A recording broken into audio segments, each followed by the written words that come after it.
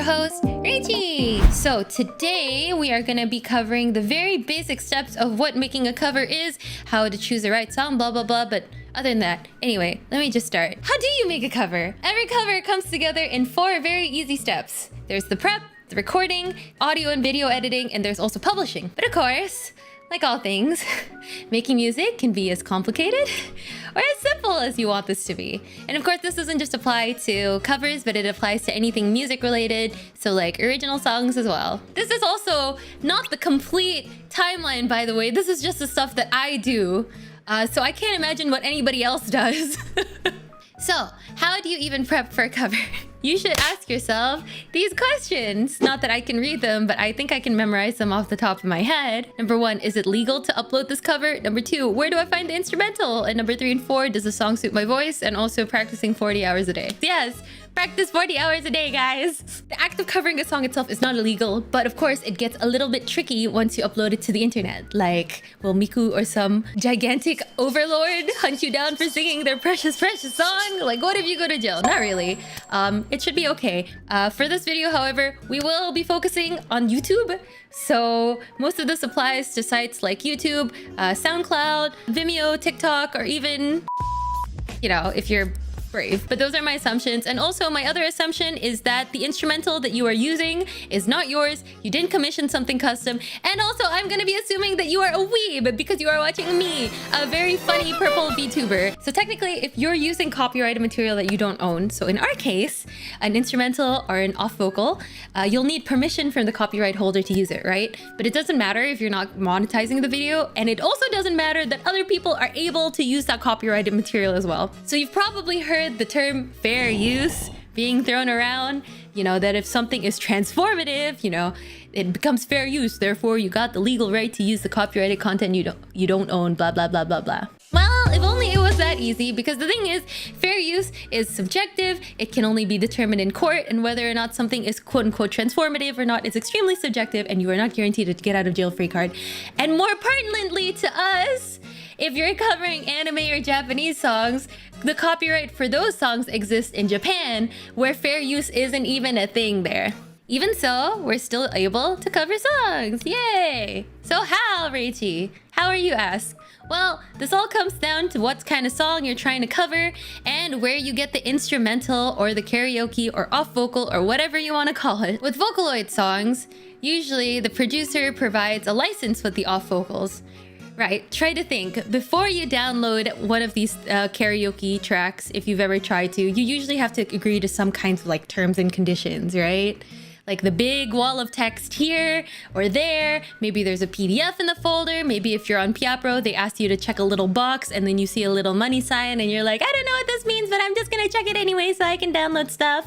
Or maybe it's in the website. In the Pokemiku download website, you usually have to agree to like some sort of terms and conditions before you do so. 9 times out of 10, this permission is given by the copyright holder. So like the vocal OP or something to let you cover their songs. And these terms often cover not using it for any kind of monetary gain. So no money. And among other things, you have to follow the terms that they set out. Nothing has really happened to me this last 13 years of making covers. I use an instrumental that they provided. I can cover it, no problem. However, the only problem is that you will get copyright claimed. But this is not scary. Copyright claims are good, actually. It just means that YouTube is giving the revenue to the original copyright holder through YouTube magic. Yes, the other thing that this is called is content ID. So you get content ID'd. I think you've heard your favorite YouTuber probably saying that you getting content ID'd. But for music, by a vocal OP, completely valid. Some people try to abuse it, but like 9 out of 10 times, at least these days. It wasn't the case like 8 years ago, but now it's fine. If it's either next tone or some other thing, like saying like, hey, we own this kind of stuff, the revenue will go to the vocal OP itself, then that's fine. All good. It just means you can't make money from it, which is okay.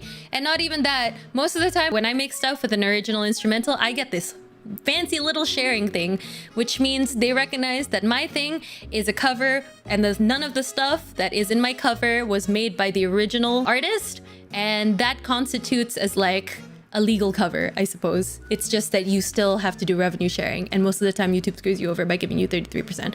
But regardless, the video stays up if you get copyright claim. It doesn't affect your channel standing at all.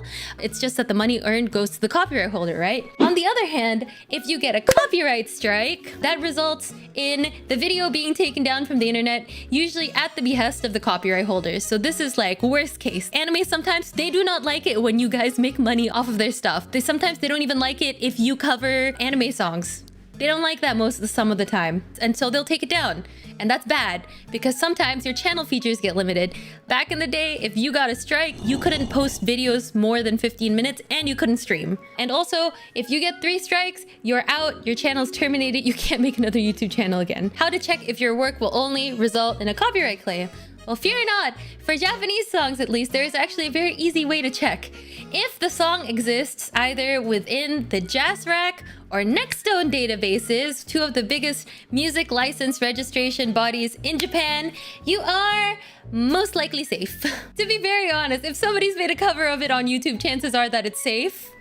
And you're totally okay. You don't have to license anything. Essentially, the TLDR from this is that if you make a cover on YouTube, you are fine. Where the hell do you get these gosh darn instrumentals? For a lot of Vocaloid or VTuber stuff, and most of the time, they will point you to a file sharing site.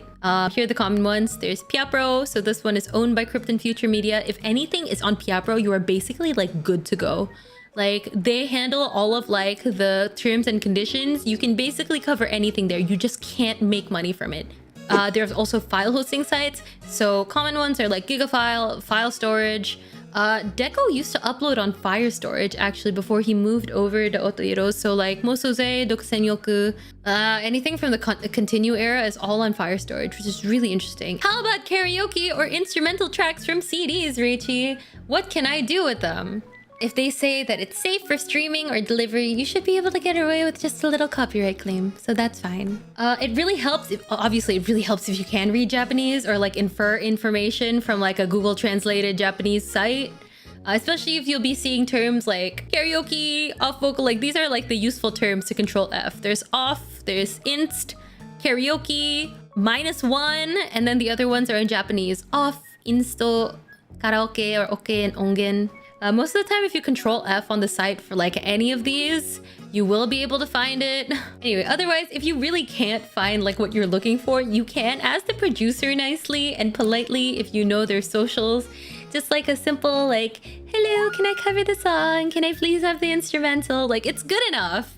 Just don't spam them, you know, don't ask for anything stupid, like, I don't know, like removing or adding instrumentals from the karaoke, especially if they seem busy.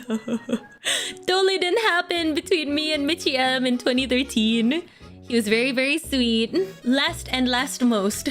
Fan-made instrumentals are a very great way to get them too. So obviously there's free options. You can find like karaokes and stuff on YouTube that you can use fan-made recreated instrumentals and things like that. And some of them are super duper high quality. But of course, you could also do paid options like Jonathan King. Like he does stuff on Patreon. I think if you pay like $20 a month for at least a month, you can use any of the instrumentals that he puts out on his Patreon. So it's a really good deal. Especially for people like me that sometimes just need something a little bit more high quality to put on Spotify. Sometimes the best fan-made instrumentals on YouTube do not have a download link. When that happens, move on. Cry after crying inside, but move on. So now that you've gotten your instrumentals, you have checked your permissions, it's time to sing. But wait, you can't reach the high notes? It doesn't sound good when you sing it? What are we talking about now? That's right, it is the singing chapter. Yay! Here are some things to consider when it comes to prepping for your cover. We have the basics, right? There's warming up, there's technique, there's working on your voice as well, and working with your voice and not against it, which also means choosing a key that sounds good, picking the right tone to sing in, making the song fit you, and then also finding the right song. And then after you've done the basics, you want to try to get familiar with your digital audio workstation, which is like your recording program, your singing program, whatever you want to call it. We shall call it the DAW because that is what most professional people call it. After that, you'll also want to practice and practice and practice until you can do it. And then lastly, the other component that you need is to have confidence.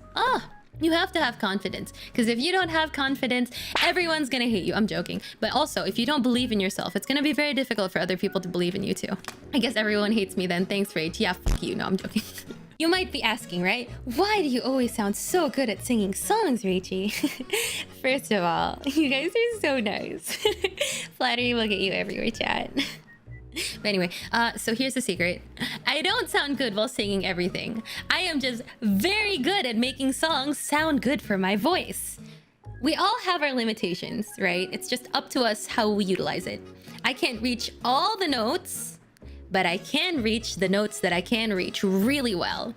So there's a few ways to do it. You can do it on your browser. So look at the left. There's a plugin in Chrome and I think on Firefox called Transpose. You can install it and you can use it to transpose YouTube videos or any other thing on your screen up and down right from within your browser.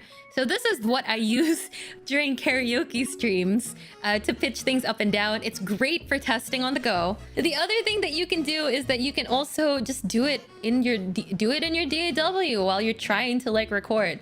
Usually I don't even bother with the transpose on browser, mostly because I never practiced. No, I can't say that. I practice all the time actually, but I'm pretty spontaneous when it comes to like when I want to record, and so I don't really know what key sounds best.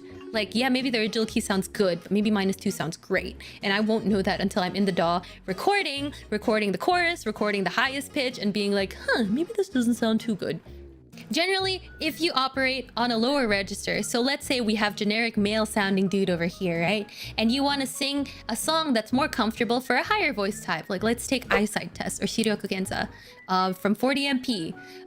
Usually you would bring it up +5 because that's just a general like rule that I've found works for most things. Not always, but this is something that has worked in general, and like vice versa. If you are of a higher register and you want to sing something of a lower key, like let's say Moe Chaka Fire or something. I don't know. I'm trying to think of some other guy voices. I don't listen to songs sung by men. When you're recording stuff, sometimes you just can't push it. I think you guys have tried to do this, especially if you're like playing around with the transpose plugin right now. The more that you push it, the more distorted it is, right? When it comes to pitching stuff up and down. So how far can we push it?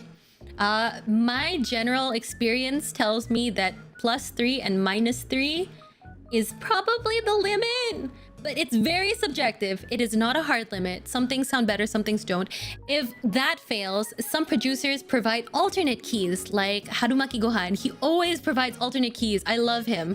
Like this one, the Third Heart, he gives one like that's +2 and -2, so you can even go like +5, -4. Like you can even push it to like a +5. The rachie method. Number 1, scream into the mic. Do a test recording. Usually I do this to get a feel of the song and see where I struggle with. After I do the test recording, I know what I want, I know what I don't want. I will literally be singing everywhere, anywhere, all day, every day. Shower, work, bathroom, toilet, lift, in the car, in the mall, while I'm drinking water. But essentially, oh my god, Rachie, I've done everything, but I still sound bad. First of all, I'm so sorry for your loss, but sometimes, even if you pitch up and down an instrumental, sometimes there's just something missing, that little extra sauce that you just need, right? It feels like something is missing. What is that? What is that? I wonder, Could it be, have you even practiced? Maybe you should practice. Maybe you should practice. Perhaps you should practice. Just get good, losers. And that's it for today's episode of youtaite 101. Share this video to somebody you think could use it. And if you want more content like this, let me know in the comments below. This is Rachie, over and out. Otsukarichi. Bye bye!